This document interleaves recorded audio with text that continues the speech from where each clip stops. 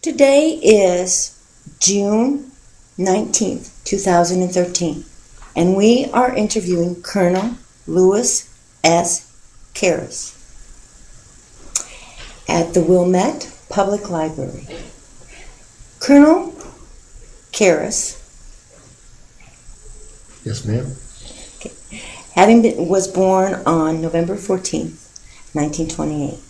My name is Cheryl Walker, and I am with the Illinois State Library, and I will be interviewing the Colonel. Colonel, could you state for the record what war and branch of service you served in? Well, I started out in the infantry and then eventually went into logistics supplies, which was the Quartermaster Corps, and then you get involved and went up to the Department of the Army. And so I had a full career, covered 20 years, and I traveled all over the world. So, but I started, graduated high school, went to the University of Dayton, ROTC program. People were being drafted at that time, and ROTC was mandatory in the first 2 years. After that, if you did well and you could go into the advanced program, you apply. I was selected, went into the advanced program, and that was good training. So I had 4 years of ROTC training, and in the Cadet Corps, I was a colonel in the Cadet Corps. And then I was offered a regular Army commission upon graduation. I was a distinguished military graduate.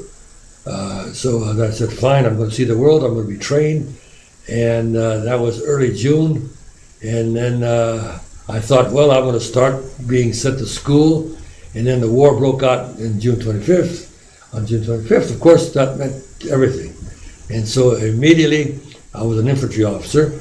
All regular Army officers have to serve in the combat arms for 3 years before they can get a training in anything else, logistics, transportation, supply, whatever. You have to be one of the combat arms, which would be artillery, tanks, or infantry. So I chose the infantry, and I was assigned to the 31st Infantry Division, 7th Infantry Division, the 31st Infantry Regiment in Japan. That was preparatory to going into Korea. And that was June 1950? Yes, ma'am. And so we went up to in Japan, prepared training. And I was basically, a second lieutenant, and I was following. I got introduced to my infantry platoon, and we had some training in Japan, and then we prepared to go into Incheon. Of course, we didn't know that, of course. So the landing, of course, was considered one of the most strategic and brilliant move in military history.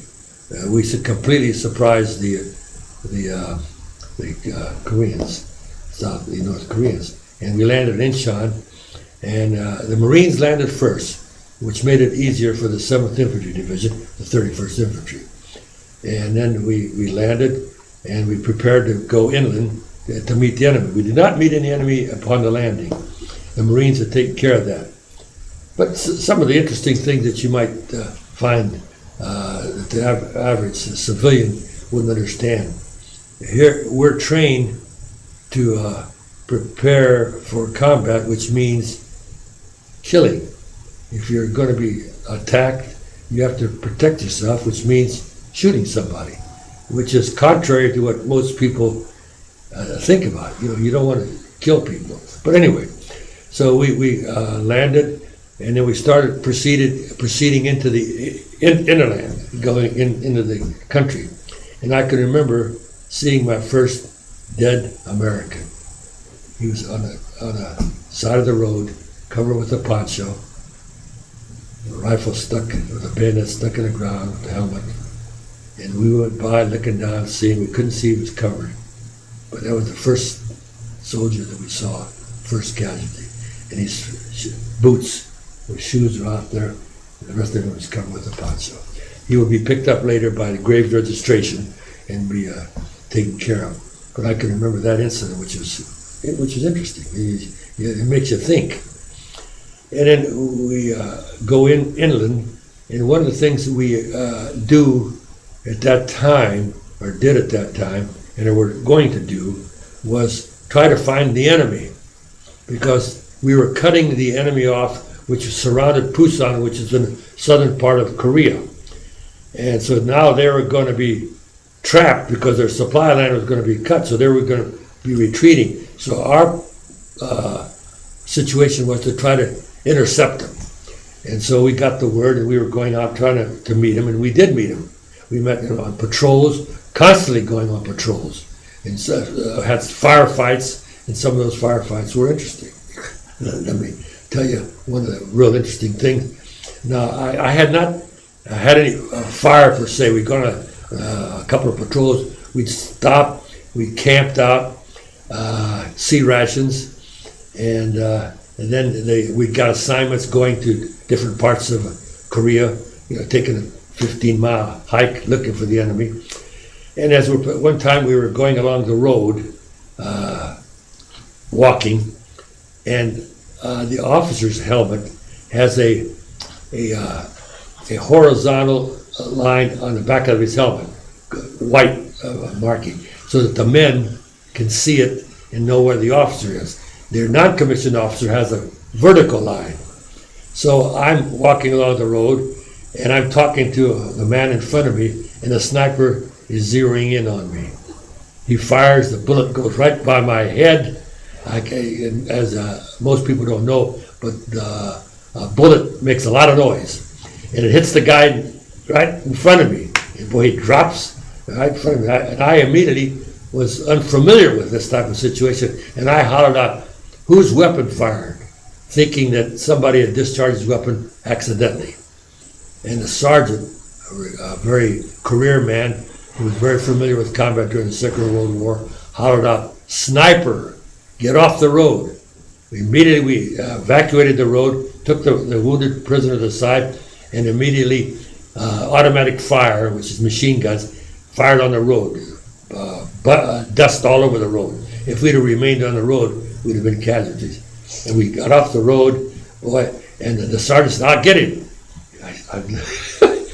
He was an E7 sergeant, very familiar, very competent, and he took off into the mountains, into the hillside there. And then the captain, the company commander said, "Okay," the sniper left, or whatever he did. We got it back on the road, and we took care of the wounded man, and we proceeded on. I said, "Where's my sergeant?" As we went down the road, down a mile or so, here comes the sergeant. He said, "I got him." What was your rank at that time? Second lieutenant. Just started second lieutenant. A couple of months later, I got promoted to first lieutenant, which was unusual because normally it takes 18 months to be promoted, but that worked out well. And so that's one thing that's first time how close the bullet was, and the first dead soldier. And then one other time there was an interesting thing that you might find interesting. You can't recognize the enemy sometimes. So we go on patrols, and sometimes we camp the platoons. There's 4 platoons to a company, and each platoon may get different assignments. So we go up on a hill and occupy the hill, and the company will be back down on the level ground. We're up in the surrounding area, the hills, and this was in the beginning, the first month of the war, and we set up a perimeter. And of course, when it gets dark at night, it's dark, and if there's no moon, it's real dark.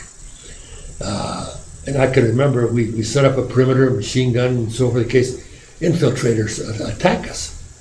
And it was we were told to be careful because there are patrols, and they may sneak up on you and throw grenades on you. So you set up a perimeter with security. And early morning, I hear a shot. I got up. I was, I never slept well. Always worried about being attacked. But when I saw that, I can remember it was seeing the sun. I said, "Now I can rest." I mean, because you didn't know what would happen. But anyway, I got up immediately and went to the position where that soldier had fired his weapon. And he said, I got him, Lieutenant, I got him.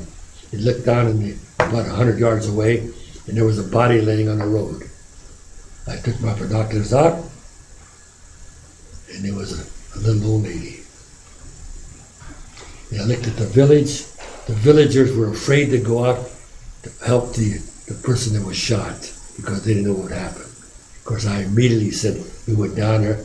She wasn't severely wounded, but nevertheless, she was wounded. So we took care of her. And the soldier felt terrible that he had shot a civilian. But I'm just giving you an idea how you don't know what's happening. Was it an infiltrator? He saw somebody moving when it was the sun wasn't up yet, and he shot him thinking he got an enemy. And a nice example. So I'm giving you that example. A lot of times you go on patrols and you are going into the hinterland, in the woods, mountains, and I can remember one time we're always aware of the possibility the enemy could be around. So you set up people ahead of what they call that point, and you communicate always. And we're being trained now. This is part of our training. I was not really real familiar with the kind of training that I'm going to have after a few combat battles. So I go up the top of the hill. I look down the other side. Here comes the enemy up the other side of the hill. We got on top of the hill first. So we set up an ambush. So that worked out well. We took some prisoners, and that's an interesting thing. We took the prisoners, and a lot of times the prisoners are very careful. They don't know whether they're going to be shot or not. But I always said when a man surrenders, he's no longer a soldier, according to the Geneva Convention. And so he becomes a civilian. He needs to be treated differently. But sometimes the sergeants have a tendency to remember World War II and how they were treated, how prisoners were shot and wounded people were shot. So anyway, that's one incident. Give Cheryl a little more detail as to what happened in that ambush incident. Well, the ambush we set up from the top. Okay. Yeah. Well, we see them coming up, and they're coming up nonchalant. There was a small patrol, maybe 7 or 8 men. So it wasn't we were going to have I had 40 men. So we set up the ambush. Of course, when you start shooting, we had the surprise on them. So it was a short battle. We won that battle quickly. But you learn quickly, too. You learn to be prepared, be ready. They weren't prepared. They weren't real careful, and we won that one. How many ambushes were you in? Some of them were very, even briefer than that. They would know you're coming, or you would see them, and they'd see and they would turn away, and then I had the opportunity of calling in artillery. You call artillery fire because you have communications with the artillery units in the back, and they fire artillery on the enemy. And sometimes they're setting up positions if you're going into an area where you don't know what's in the area, what's in the surrounding, and they have observers like we do, and they can see us. And there were times we were going along the road, and they had observed us, and they set mortar fire on us. Now all of a sudden, if they had miscalculated our distance, and the mortar fire landed short, and which gave us an opportunity to take cover. If we didn't take the cover, it would have been auf Wiedersehen, So take cover that about 6 rounds of artillery fire, mortar fire, and then I didn't know where it was coming from, but it stopped. But I'm giving an example. They can observe us like we can possibly observe them. So that was one particular case. And that time, we had some close calls with the artillery. I'm in a foxhole. We were in a position where there was a foxholes already dug by previous combatants. So I was in the ground. The mortar fires landed a few yards away. Of course, it makes a tremendous noise, and my hearing is affected to this day. Not only because of that, but being with artillery units when they fire the cannons, they makes a big noise, and I'm handicapped with my hearing today. And sometimes you don't know what you don't know. I remember being next to tanks firing at the enemy, and I had my binoculars looking out, and I'm standing next to the tank firing. Then I noticed all of a sudden the backlash from the cannon, from the tank, singed the hair on my hand. I said, my God. So I backed off. But I'm giving you experiences that you experienced. And let me tell you another real interesting story that I think would be of interest to the public to know how you treat prisoners. We were attacked in a position by the enemy, and we defended ourselves, and we went to counterattack, and I can remember Lieutenant Wade. It was going to be his last day. He was the first lieutenant, a senior lieutenant. He was going to be promoted to captain, which meant he would no longer be involved at the platoon level. And as I'm advancing on this position, here I look to my right, here I see a soldier holding him. There was snow on the ground, and his head is bent back. The exhaust is coming out of his mouth, and not going in and out. When you're breathing, it's going in and out. And the soldier is crying because the lieutenant had been killed.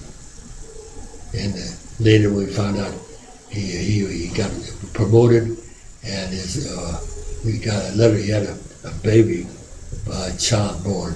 Here, a young lieutenant. And the night before, we had coffee together, and here he's dead. These things that stick in your mind. I remember his name, Wade. So, but I remember too that we took some prisoners, and there were some wounded prisoners. And I can remember saying to the sergeant, it wasn't in my platoon, I said, make sure nothing happens to the prisoners. And I proceeded chasing the enemy. And I came back after the enemy ran away.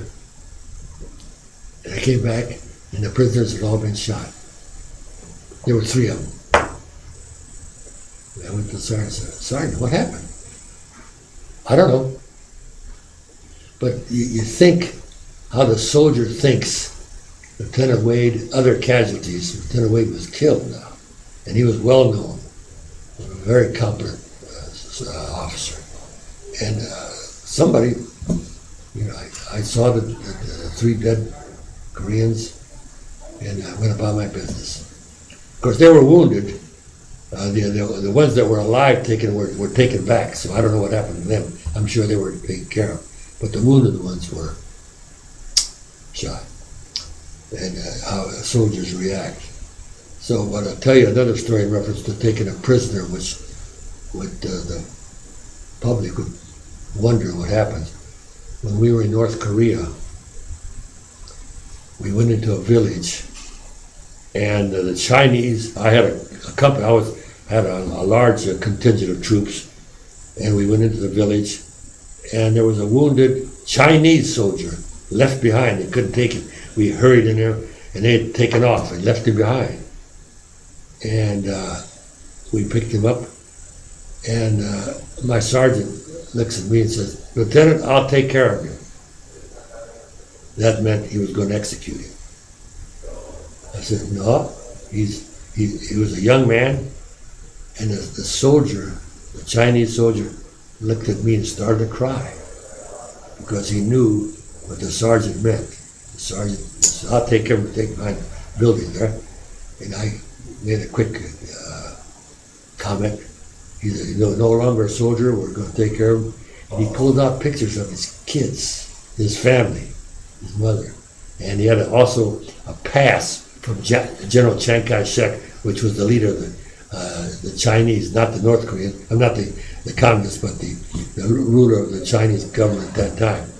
So I said, we'll take care of him. We did take care of him. We took him back, no problem. But I'm telling how soldiers sometimes think immediately. Then the sergeant, he recovered, but he said to me, I remember during the Second World War when the Japanese bayoneted wounded American soldiers and twisting the bayonet and laughing. See, that made an impression on him.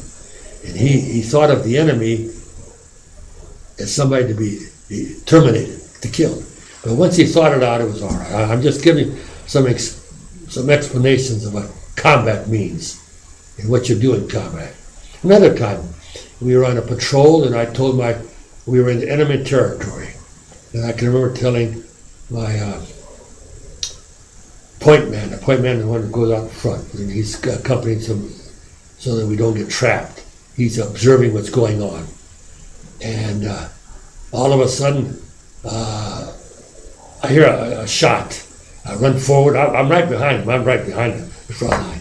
And I said, what happened? He said, well, I saw somebody coming at me, and I didn't know whether it was an enemy, a South Korean or a North Korean. I told him, I said, I told you there were no South Koreans or here. They're all enemy. And they were on patrol like we were. Now, if that man had shot at him first, he'd have been a casualty. But he hesitated, and I said, how did you know he was enemy? Well, he saw me and he ran. And then she shot at him, but he didn't hit him. I'm explaining how troops react when they're seeing combat. So that was another interesting story. Now, after Korea, where did you go? Well, let me tell you, Korea, we got on ship. I got on a ship and landed at Wonsan and went across to the Yala River in anticipating of kicking and defeating the North Koreans and taking over the country. MacArthur made a decision. And of course, we got to the Yala River. There were 50,000 Chinese troops. And it was cold. I mean, real cold. And of course, that was, you heard about the Yala River, and the Chosin Reservoir. That was here we're going up into the area, and I was one day short of being right facing the Chinese. I saw the Chinese after they came across. The Missouri battleship was sitting in the harbor of Hamhangnon, which is a big city in North Korea. It was firing its 16-inch cannons out of the ship over our head, and they make a tremendous noise, and they were giving us protection or cover. You could see the flashes, and you could hear the sound, and so forth. And then we retreated, got aboard ships, and evacuated the Marines and the 7th Infantry Division. There were a lot of casualties there. That was a very interesting situation, and we went back down to South Korea, and of course, MacArthur was of the opinion that we would get good support, which we were afraid of the Chinese, we were afraid of the Russians, what they were going to do. So the Chinese aircraft, Chinese troops coming across the border from China, we did not go into China to attack the base. So that started that part. Then we came down, the rest of the battle in Korea was different. I ended up at Port Chophill when the defense line started. But anyway, when I left Korea in June of '50, I went to Fort Knox, which was a nice, interesting. Well, I mean, one other incident that might be interesting. When I was in North Korea, going into villages, I remember we went into a village that was complete absence of personnel, no people. The food was still on the table, and I can remember we went in there and we saw the food and said, well, there are the people around here somewhere. This is in North Korea. No wires, no communications. And I can remember the sergeant coming and said, I found them, Lieutenant. They're in that cave, and he pointed to that cave, and they're way back in the woods there, in a hill there, hill surrounded by trees and bushes. And he said, I'll get him. He pulls out a grenade. I said, wait a minute. You can't throw a grenade into the cave. And I said, take some straw, put some straw in front of the cave, lit a match, smoke goes into the cave. What comes out of the cave? Women and children. And I can remember that incident. Now the GI, the government, the soldier, is a very friendly person. And here the people are afraid. And they pet the kids, pet them on the head. And they saw that we were friendly. This is in North Korea now. And I can remember my interpreter saying that the mayor said, you're the first white man he's ever seen. You're way up in the mountains, no communication and so forth. But I'm just telling you. And then when they saw us, they wanted to give us honey and rice, which honey was very, very dear to them. But how the American soldiers communicates with the civilians, very easy. And once they get to know, they were friendly. But those are interesting stories. Now, when I left Korea, we got aboard the ship, and I can remember the Red Cross was on the ship. There was no communications, and they were taking our name and rank and sending us telegrams to our home to tell the parents. Now, there was no mail going back and forth, and they knew that there were a lot of casualties. And so I sent a note to my family that I was all right on the ship, and the Red Cross was doing that. Side comment. So some of the good things that the Red Cross does. So then I got assigned after I left Korea to Fort Knox. I became a platoon leader in a company, training soldiers, which I have a picture there. I became a company commander finally, which was interesting. Now here I'm 23 years old, and they call me the old man. Sergeants were older than me, much more experienced, but I'm still in command. And we trained troops. And one interesting situation that you might find applicable to what the difference. You got people that were high school graduates, dropouts, and college graduates. They were drafted, all put together. And so they got duty, KP, and sometimes a guy that came from a family that had servants, and he's a college graduate, and he got KP duty, and the sergeant said, the mess sergeant, or the mess steward, gave him an assignment to clean the grease trap. The grease trap is a smelly, dirty job, but it doesn't take long. And he said to the sergeant, I'm not going to do it. He said, I can't do that. And he said, well, let's go see the old man. That's me. And so because he gave him an order, and he came to me, and I talked to him with the idea that he didn't understand. I said, it's a simple thing. Do it. You don't want to be disobey an order and have it go on your record. And so I gave him a little pep talk. He went back. He did the work. The next day he came up to me and thanked me.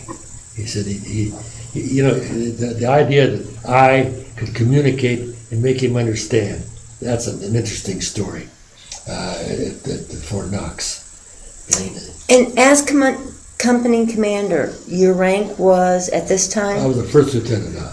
First lieutenant. Yeah. And of course everything went well. Obviously I was trained as a cadet how to command. I was trained as a first lieutenant and a platoon leader. And I saw how the company commander did. And I had some training, of course, in school, but not in the military. So anyway, that took place. So I thought that would be interesting. And I was tough. I could walk. I didn't have to ride. I took care of my troops, and they related very well to you. If you treat them nice, I was always there in the morning, first thing when they were doing their training and their PT and all that, and I would inspect the barracks and a lot of them learned. And of course, you could talk to your grandfathers and some of your fathers, and they'll tell you some of the experiences they had in the military. Most of them, there are some exceptions, but it works out very well. Let me tell you another interesting story. One mother wrote the President of the United States saying the Army, this is as a company commander, they're not feeding my son, they're starving him. So this goes to the Department of Defense, Department of the Army. It comes down through the chain of command, and the colonel calls me in and said, what about that? We got this notice. And I said, well, let's call the soldier in. We called the soldier in. Nice young soldier reports in. And I said, we got a letter from your mom that we're not feeding you. Oh, my mom, he said, she was worried. I was 300 pounds when I came into the Army. I'm now 195 pounds. I'm in good health. I'm getting plenty of food and everything else. And she's worried about me. But I'm just telling you how things happen and how you as a company commander have to deal with these things. So that was another interesting story. And of course, being a company commander, you often heard things, very interesting things about people that can't get adjusted to the military life, and they go AWOL and lose problems. So anyway, after that, I got assigned to Fort Lee. I went to some schools. I was constantly taking seminar courses, reading courses, training, and there I went to school got on the staff, did some teaching, and had various programs where you taught recruits. And I was not in command. I was part of the staff, and so that took place. So then after that, I got assigned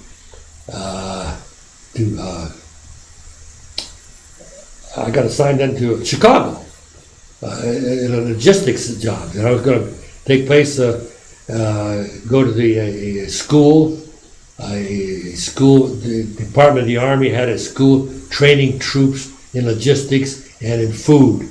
And so I was going to be in a quartermaster course, so they trained me in that respect. And then I became a teacher there at the school. And then that was, of course, interesting from there.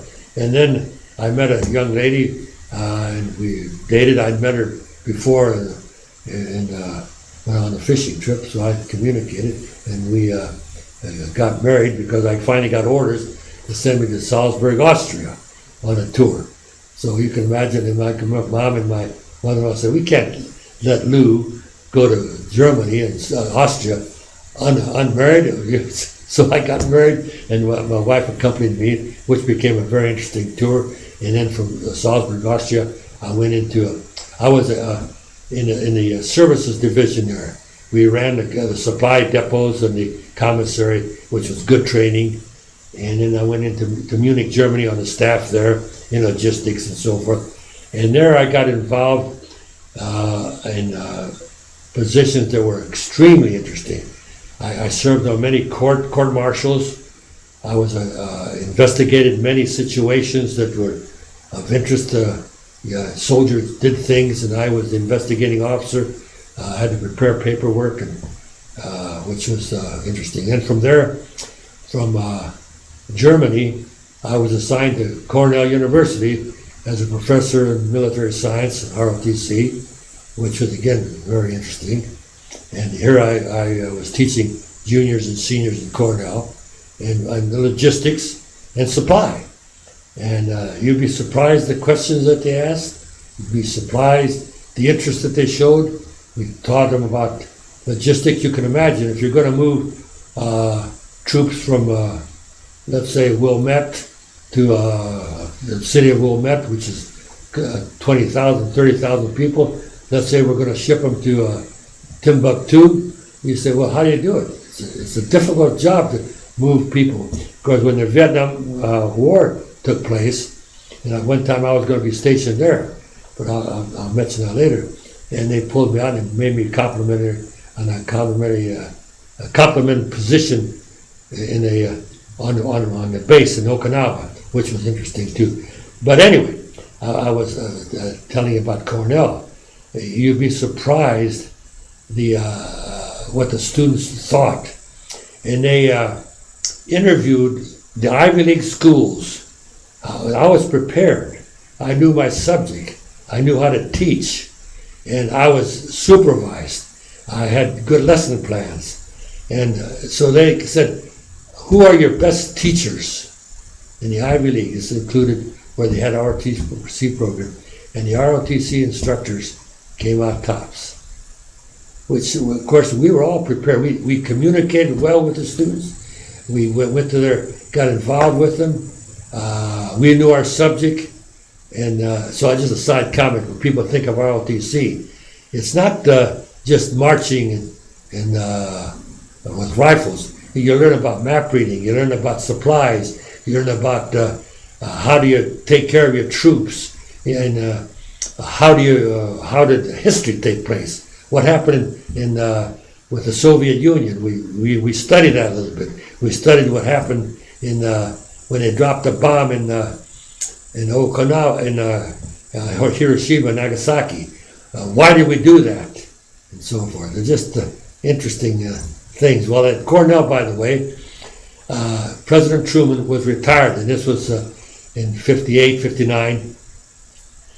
He was giving a speech in the Armory, and there was thousands of people waiting out in the Armory. They're sitting down, and he was in the commandant's office, and I was in my office, and I walked by there, and President Truman, sitting there, called me, waved at me, and I came in, talked to him, shook my hand. He gave me a 5-minute conversation.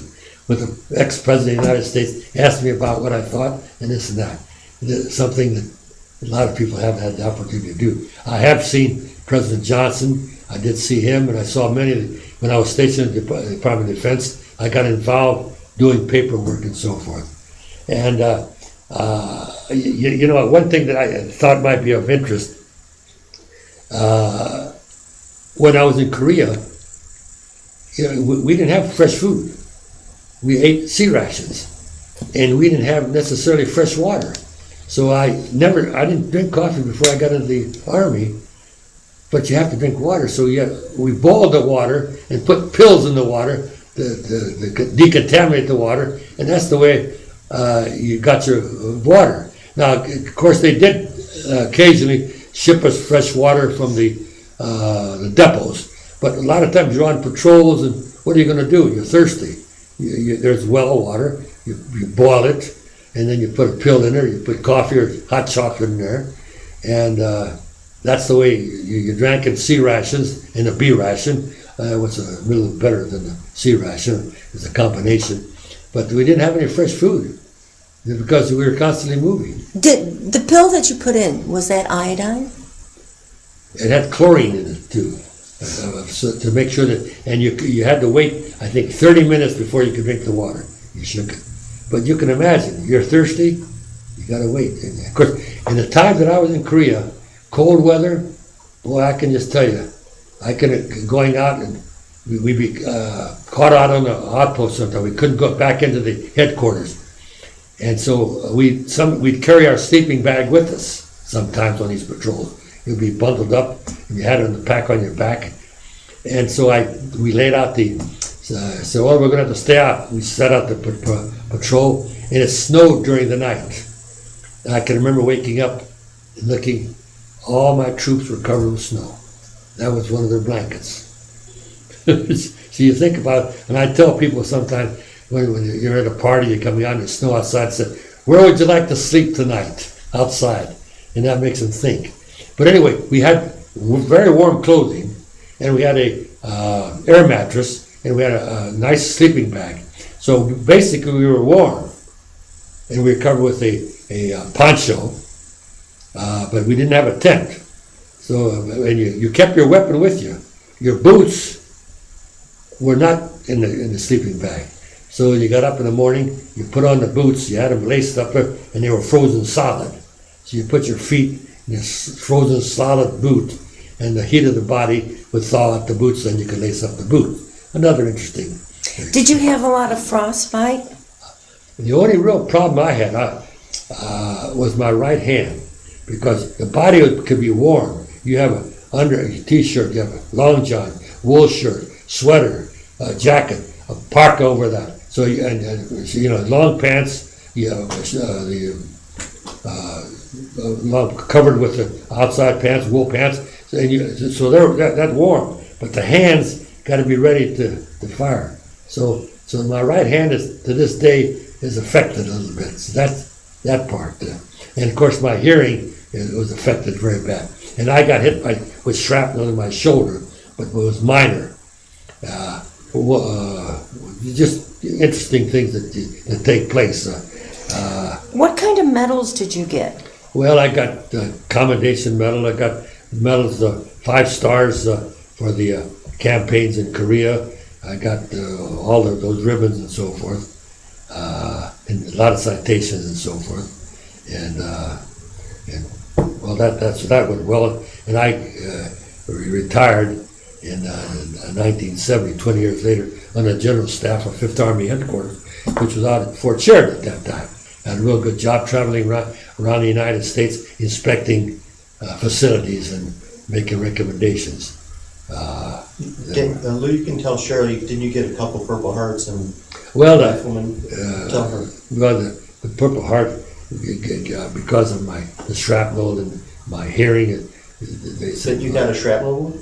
Well, the shoulder, minor. Tell her the story. Well, it just, when shrapnel hits, it could be spent, or it could be coming. When it's spent, of course, the power is minimized, so it hits you.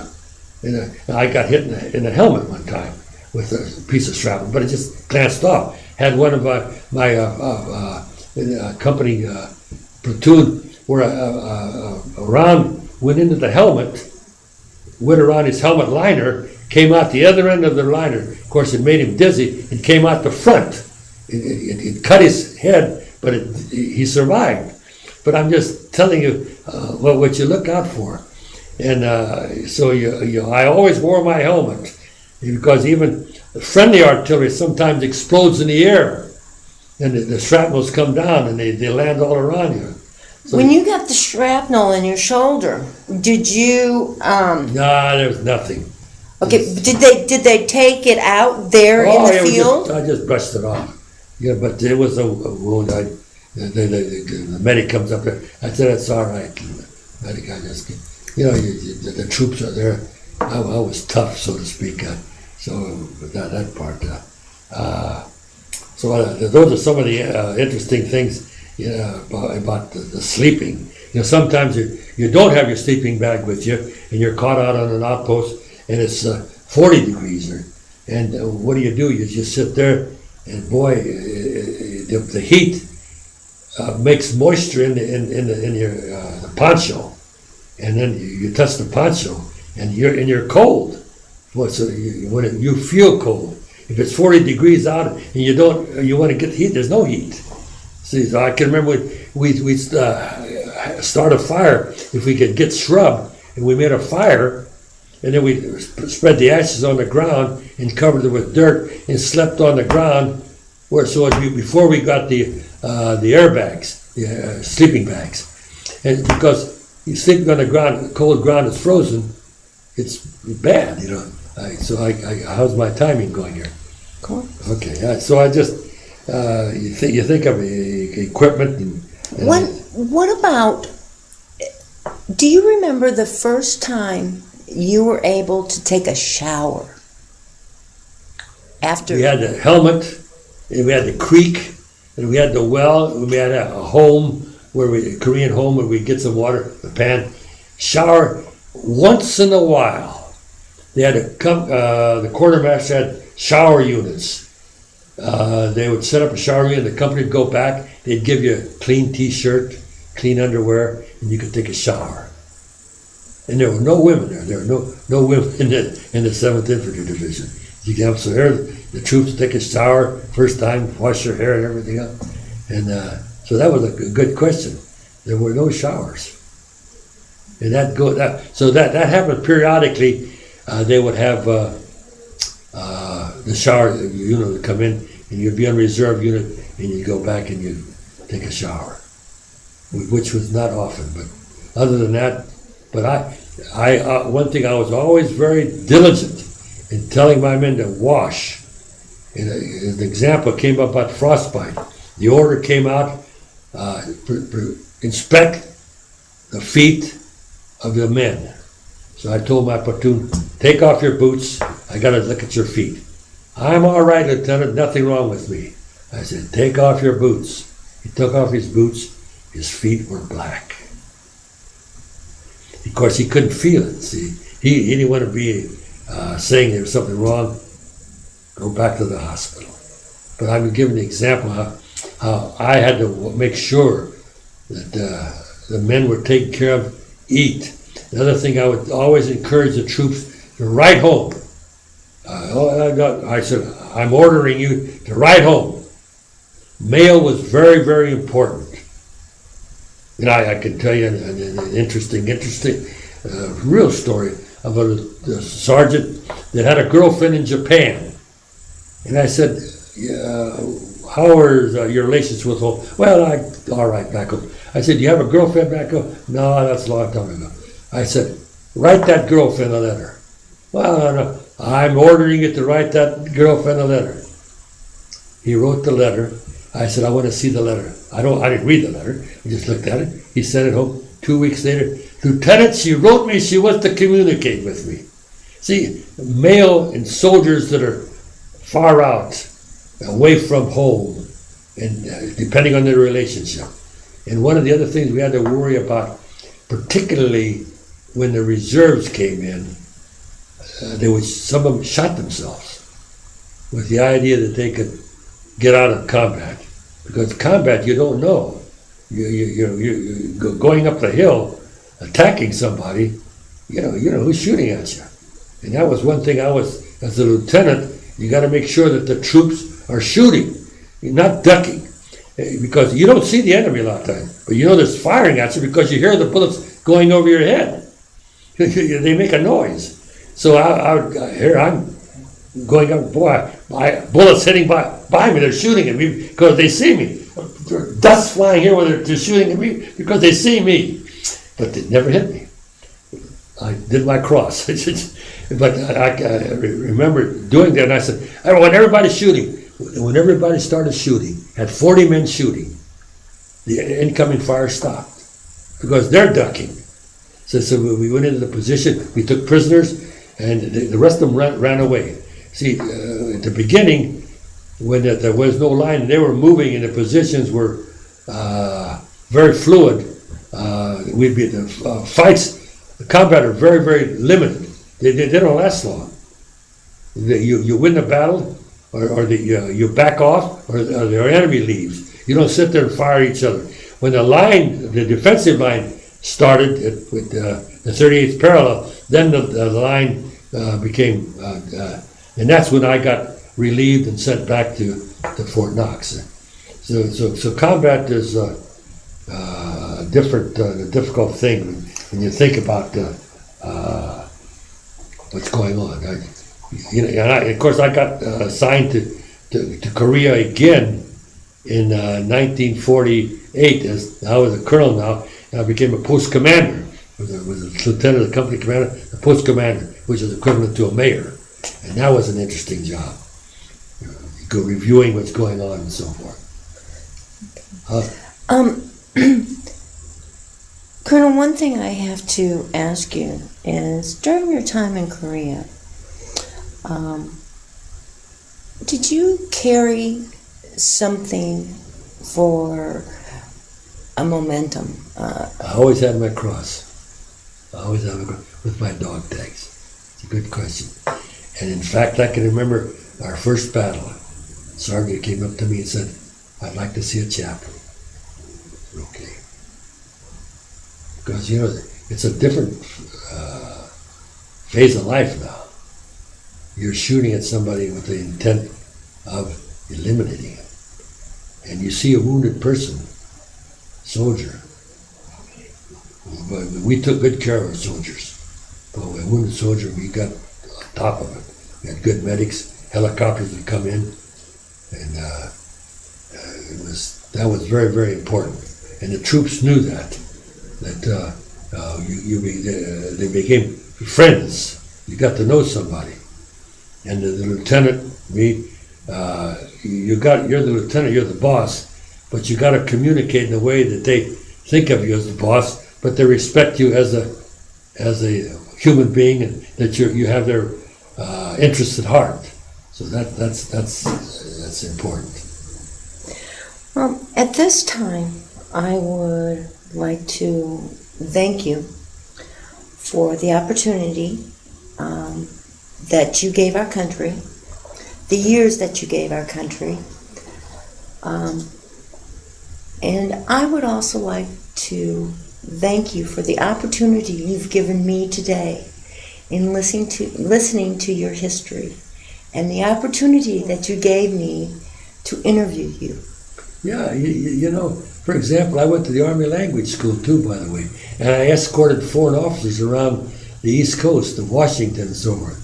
The experiences that you have in the Army, there's a lot more that I could have touched on. Of course, the time doesn't avail that, but you can. Some of the people that are in the foreign countries, I interviewed communists, Muslims. I even had conversation with Nazis and people that were voted for Hitler after the military service, and how they thought of, Hitler was voted into power in 1932-33, because of the way the Europeans treated the Germans. And you know what happened then? In interviewing people, they said, well, Hitler gave us roads, he gave us education, he gave us jobs. And then Hitler got surrounded by people, and you know what happened there. They went to his head, and that was another thing, but another story. But there are people that, I even spoke with Muslims, and they would, the Turkish brigade, the Greek brigade, were adjacent to the American army, and I got to meet a lot of them. We got along well. They treated us, and I went to school with foreign officers from South America, from Europe, and they basically liked America. One thing that they did say, though, that we waste a lot of money. Living a good life and spending money on things we shouldn't spend on money. They would say things like that. But I mean, that's a general comment. I mean, a lot of people say that today. But anyway, it's just some of the things that my experiences touched on so much. I got very involved in civilian activities with my wife and so forth. It's just, and my children, my daughter was born in Munich, Germany. My son was born in Ithaca, New York when I was at Cornell. So, and then we had to bring up kids as military kids for a while. So then I retired in 1970 in the General Staff, 5th Army Headquarters. Interesting. Any more questions? Thank you. I think when I was promoted to a field grade officer or major, and I took it, this is in the 60s, and I'm a major there. That was one picture what I have for the record. Okay. Oh.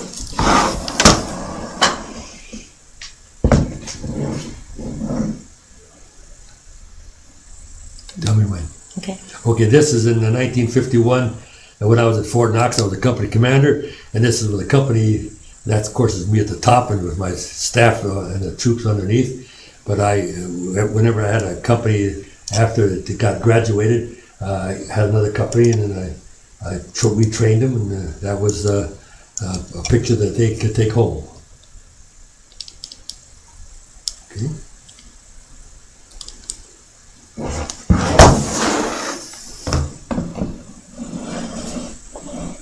Tell me when. Okay.